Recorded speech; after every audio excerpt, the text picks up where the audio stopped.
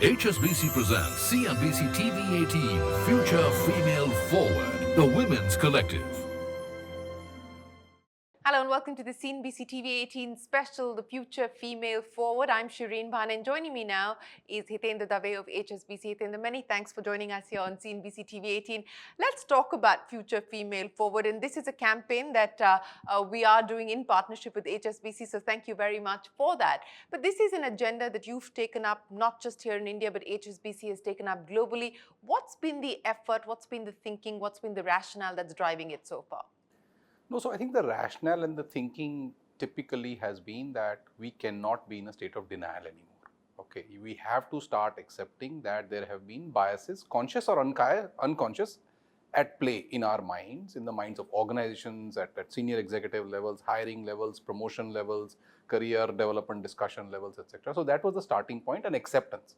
I think the second is we actually think as an organization that we will benefit from ensuring that there is much greater representation of diversity in the current context is gender diversity we are talking about, because we will get better quality inputs, better ways of processing the same information, which we will reflect back in the way we serve our customers. So it's also not just about undoing some past mistakes, but also benefiting from the better quality inputs you get. And the third is there is enough evidence, data are displayed to say that organizations that have women in leadership positions, women in middle management, women at entry levels, you clearly get better outcomes. So why would we not want to do this? Yeah. I mean, there is no reason not to do this as the way I see it. Yeah, absolutely. It is the smart thing to do. It's the right thing to do, and it's the smart business thing to do as well. But what have you done in terms of institutionalizing new ways of operating, new mechanisms that have been put in place to ensure that you expand the funnel,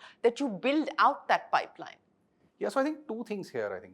One is, I think you can just make rules, X number of percentages, Y number of, one is, I think the number one thing, hopefully the top thing that me and my colleagues, and not just in India, but globally, what we're trying to do is just make ourselves aware that this, you're not doing anyone any favors, right? You're doing yourself a favor, you're doing the business It's in your self-interest. Yes, exactly. You're doing the customers a favor, you're doing the whole journey a bit of favor. So I think as you keep communicating that and validate that through data, evidence, examples of organizations that have more women and the outcomes there versus examples of organizations which are totally male dominated. So that is the number one thing. I think the number one thing is to break this thing that we need to do this because of a historical past. That is part of it, but reality is it's good for you to do, it's the right thing to do.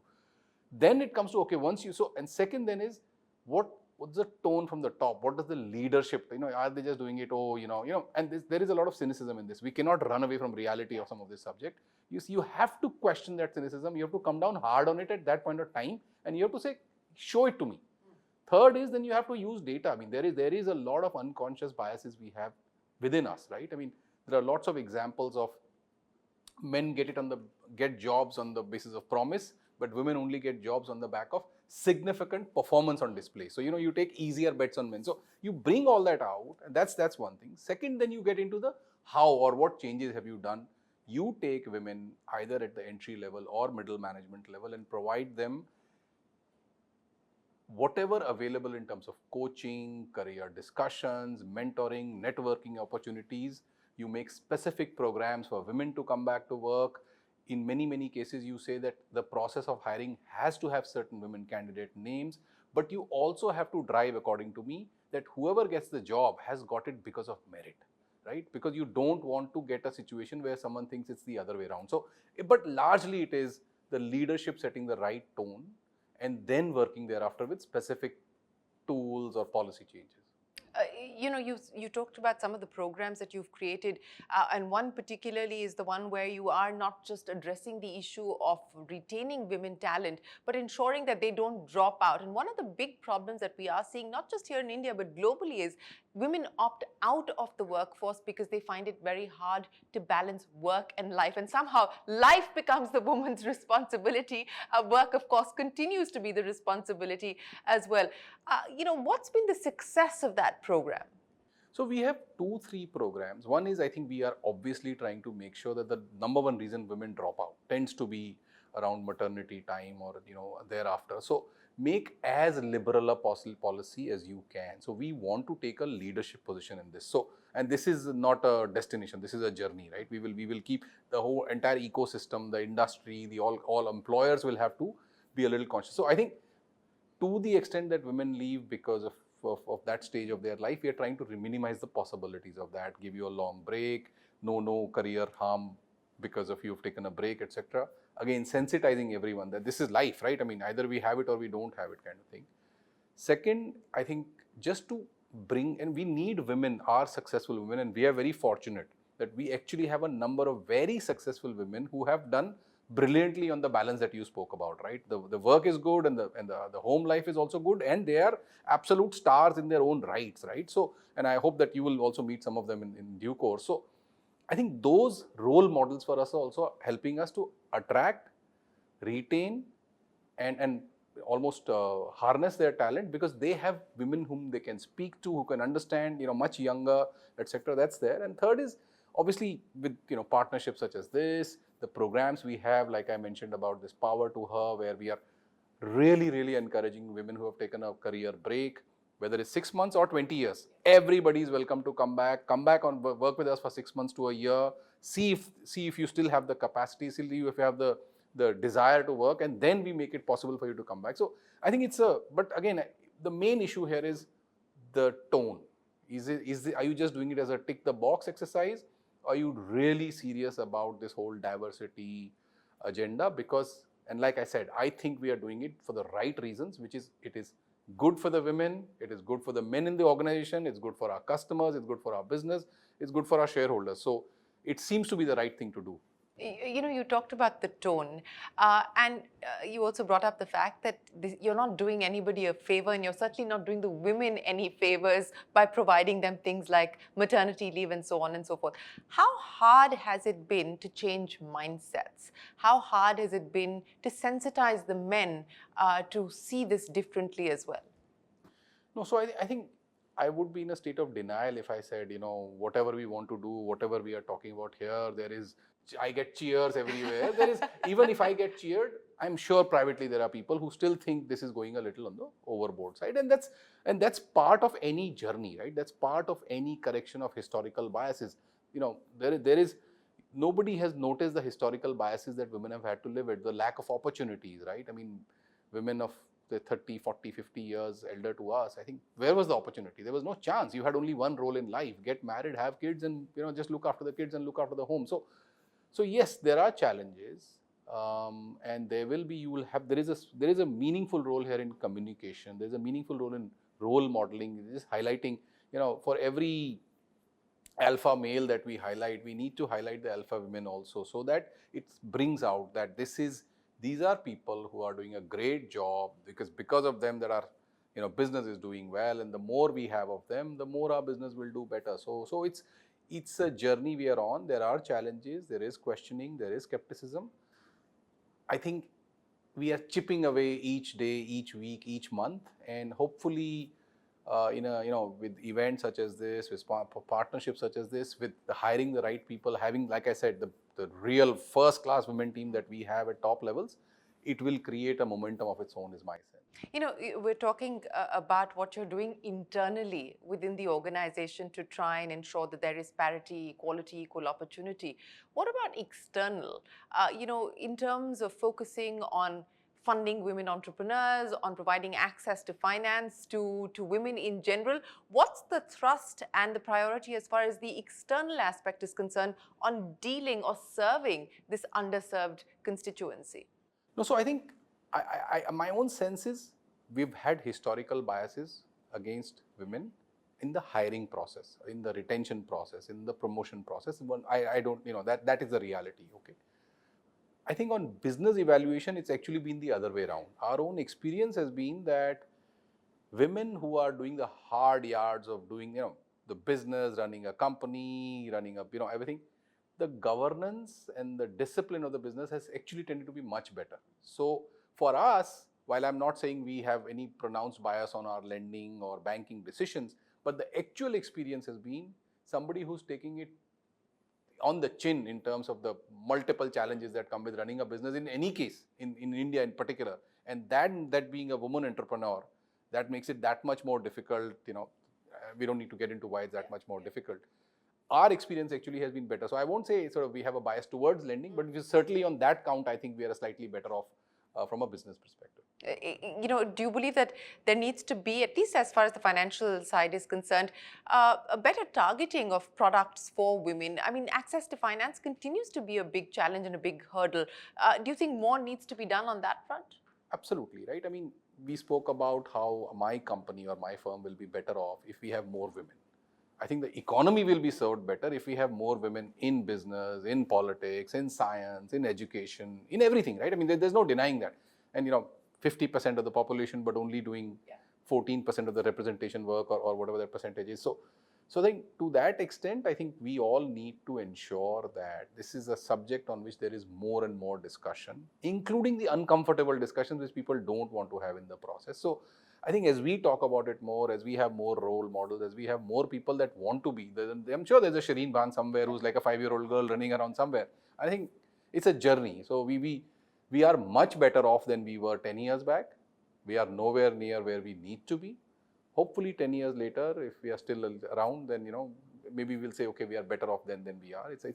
We are undoing a few centuries, so let's be proportional in our expectations. Absolutely, it will require generational change, and hopefully we're in the process of making that change happen. Let me end by asking you, any milestones that you've set of what you want to achieve, and what are the metrics that you use to measure the success of the work that you're doing? So I think all of us, and this is not some top-down, we must do this. I think there is a genuine sense of belief in the senior management ranks that we have and in the operating ranks also that the current numbers just don't make sense. It's not. The current numbers don't seem to suggest there has been any conscious effort to do something. So whether it is hiring for specific roles at the entry levels, whether it's middle market levels, whether it's promotions, I think there is a genuine lens we now apply. Is there an unconscious bias on display here because the entire pool is only men, for example? Is it so? And that includes men questioning their own unconscious biases. We obviously have then experts who could be men or could be women, but who are experts in this space to help us overcome that if it's there. We clearly do look at the number of senior executives in our ranks, not because you want to start at the top, but then they act as role models, right? They will encourage a lot of young women to stay back and manage the 5-7 difficult years that it is there. So yes, we do have metrics. We also have a review of internal pay parity just to make sure, again, so it's not just in hiring, it's not just in promotions, it's not just in senior level roles, but it's also in pay parity. We do compare like for like roles. Is there something? And so that is data, right? And that is reviewed by external people as well as internal people. So we are doing what we can through messaging, tone from the top, hiring, but also making sure that we are not forgetting the basic data. So there are metrics we internally have. And hopefully we will be representative one day of the population which is 50-50. Yes, and more power to you, and we certainly hope that we see that number and that target being achieved. Always a pleasure, Hiten. Many thanks for joining us here on Future Female Forward. Thanks very much for your time and for your partnership.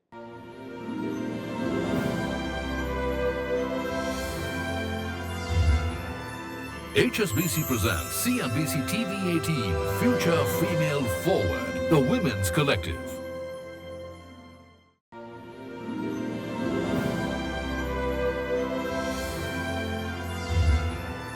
HSBC presents CNBC TV 18 Future Female Forward, the Women's Collective.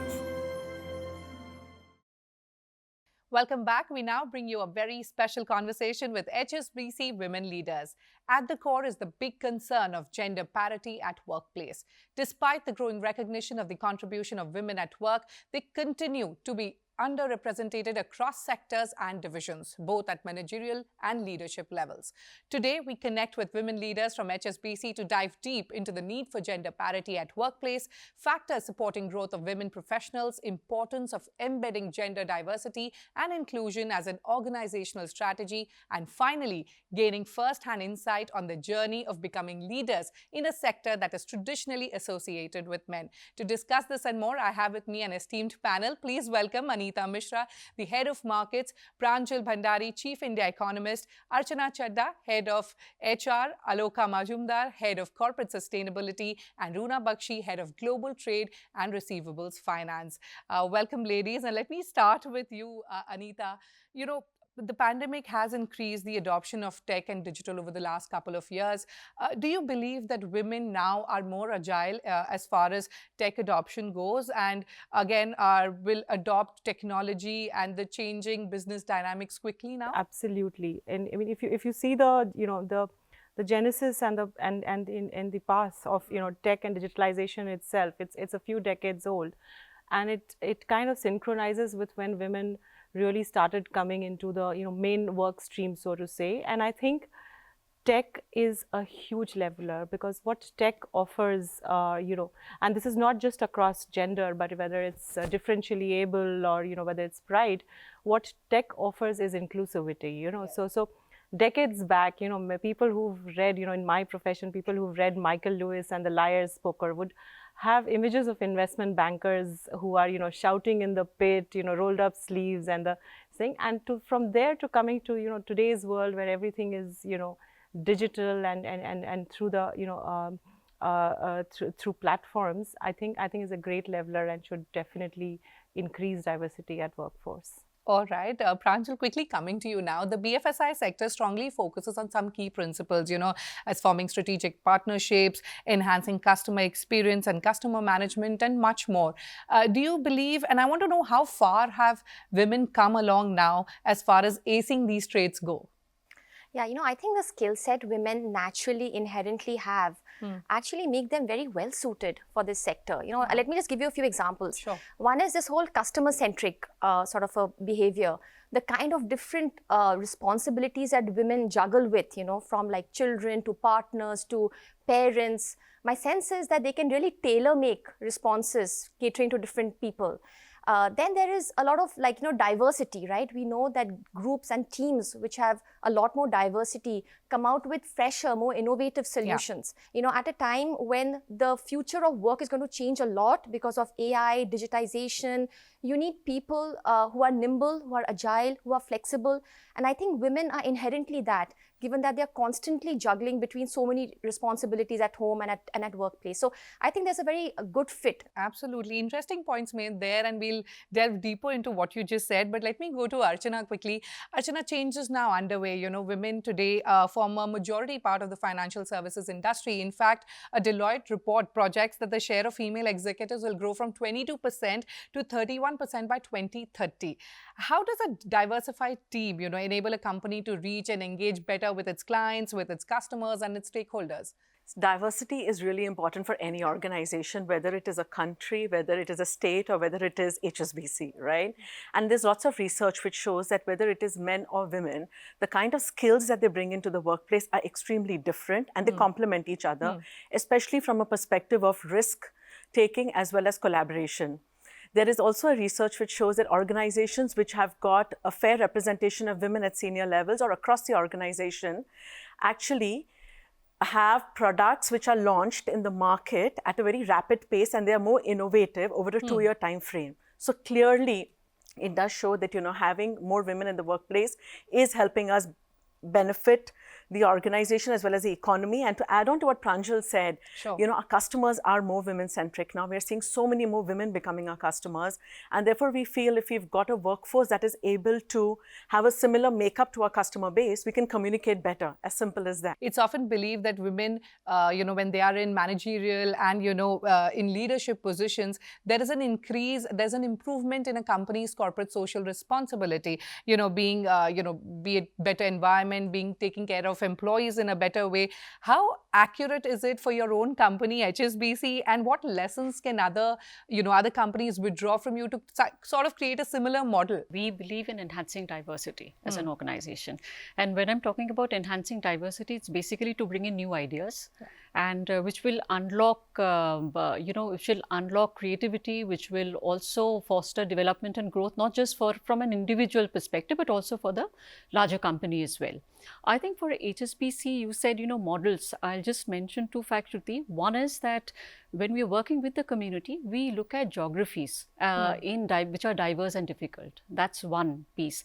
And the second is that the target audience that you're reaching out to, they're the most vulnerable. It can be primitive tribals, it can be your transgenders, and amongst others. So that's going to be a very, very crucial factor for us when we work in the community investment space. Runa, I want to ask you this, that, more women in leadership and management roles, do you believe that that creates a space for empowering women who are perhaps at the middle and the lower management level to continue to innovate and to continue to continue working? Do you think that, sorts of create a very positive environment for women who are at the mid level? It really is about, the role models that you have in the industry and that, women look up to. And if we look at the BFSI industry as such, I think it has led the way in terms of, having a more equitable representation in senior leadership over the years. If I look back at, if I go back to when I started my career, even then there were very inspiring women leaders in this industry. So as a sector, we've not had any dearth of role models. And I think that is really what shapes the future and the next generation to sort of look up to a playbook that, somebody's made it possible, and therefore you can actually charter that territory. And I think it's absolutely essential to have that kind of senior leadership which inspires the next lot of women to want to aspire to get there. All right. Aloka, coming back to you, and you sort of hinted that in your answer, with more and more companies now inclining and investing towards ESG, would you suggest that if the business paradigm is drastically going to shift towards prioritizing environmental sustainability and social justice, it can no longer be dominated by a single demographic? You sort of kind of touched upon this. Yes, that's right. I think Shruti, a very important point. And I think what is very important in this is that we don't look at ESG as compliance. I think the big difference, if you say from our perspective, if you see, that we don't not looking at ESG as compliance, but more as an opportunity. I think that's going to be very, very critical in the coming days. Another thing that we're looking at, how you integrate sustainability considerations in your business priorities. That's something which is going to be crucial as it is, and that's how your future of your business is going to look like. And on similar lines, and Archana, let me come to you. Earlier in the show, Hitendra Dave touched upon the importance of sensitizing men in an organization with regards to women being empowered to stronger roles, for decision making. How essential, Archana, do you think that it is for an organization to, include inclusivity for both men and women when introducing such changes? It's extremely important, and it starts from the tone from the top, right? So if you do not have your top management which is bought into this entire agenda, it is just lip service. So therefore, at HSBC, on a monthly basis, we would review our metrics to see, how are we moving on this dial and how are we creating an inclusive environment. Not only that, we train managers at a regular basis. In fact, if you want to hire somebody, you have to undergo unconscious bias training. Otherwise, you cannot sit on the hiring panel to be sure that you leave your biases, behind you. So therefore, we make a lot of effort, and we think it's extremely important. And to be able to reduce your bias, even before we try and hire women which have got a diverse or a different background to what we normally hire, we train managers irrespective of the gender. Interestingly, she said it cannot be a lip service, Pranjal. So I want to ask from you that, again, how important is it really to sensitize men when stronger women are, getting promoted to stronger roles and, at top leadership levels? If you, have anything that you face personally? Well, no, not really. Look, I think one thing which really helps is having some women in the top leadership, because, the tone at the top is very important, as you said. I think it sort of defines the culture, the values, the principles of an organization. And leadership roles by women doesn't mean that they'll give some special sort of status or preference to other women. It basically is just that, they are an inspirational figure to inspire other women, who face a lot of problems on their day-to-day basis, right? Coming back, after motherhood, some issues, a lot of research shows that there's this likability conundrum that women go through, that they want to be liked. And in order to be liked, they have to be soft-spoken, they shouldn't be too pushy, it may not come across very well. How do you get through that? And I think one way to get through that is to see some leaders who are women, who in their own personal journeys have gotten through all of these problems. That doesn't mean all women have to, all leaders have to be women. I think there should be a healthy mix, but we should also see women out there.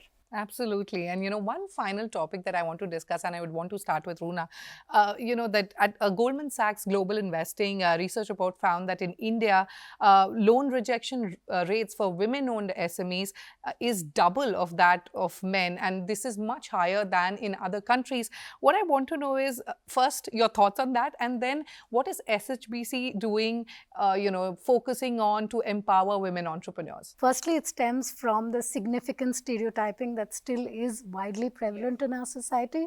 And women are not naturally seen to be risk takers. They're not even encouraged to be risk takers.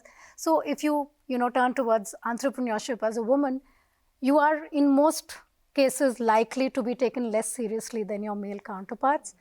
I think another very important key factor is the fact that the way our loan system has developed, especially for small businesses, it is very collateral based.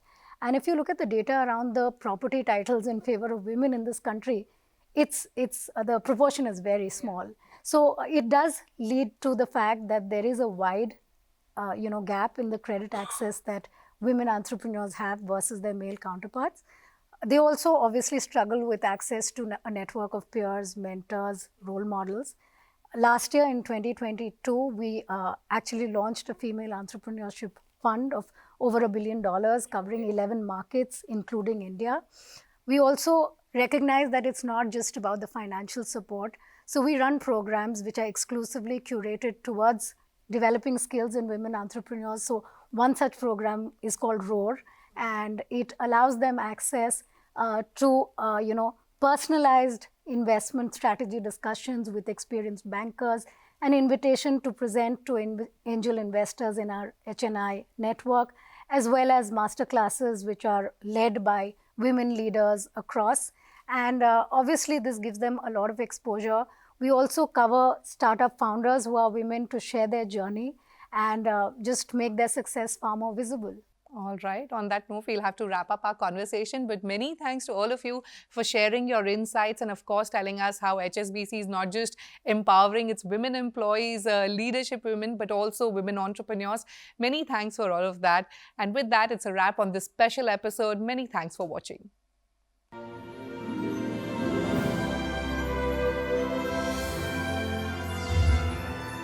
HSBC presents CNBC TV 18 Future Female Forward, the Women's Collective.